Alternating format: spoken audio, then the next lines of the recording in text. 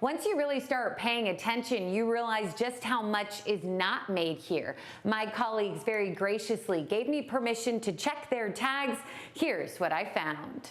Indonesia, Myanmar, Indonesia. Our 6 o'clock producer, I appreciate your time. Oh, made in Indonesia. Another colleague willing to share with me. I appreciate you. Let's check your tag. Cambodia. Made in Cambodia. Yeah, I checked my shoes, they're from Spain. Let's check that tag. Made in China. It says made in Turkey. Made in Korea. And this coat here in the sports department, made in Canada. Sri Lanka. Made in China with love. Your fabrique was made in Vietnam. This is ironically named American Rag. I even popped into the studio during commercial break and asked our anchors to check their tags. My tie says 100% silk, handmade in China. Made in China. Made in China.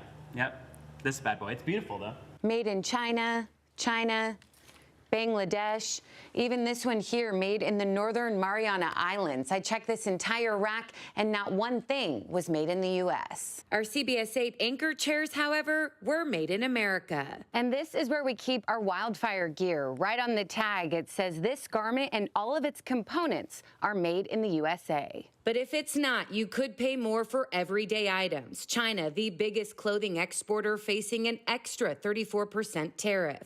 Vietnam, 46%. And Bangladesh, where Nike, Adidas, and brands like H&M come from, facing a 37% hike. Companies like this Italian type maker left scrambling, but being transparent with customers. Writing this tariff thing has thrown us for a bit of a loop. I do ultimately think our prices will have to go up. And popular fast fashion sites like Shein and Temu could choose to ship less directly from China, ship goods in bulk to the U.S., begin manufacturing elsewhere, or pass on the costs to you. Jenny Day, CBS 8.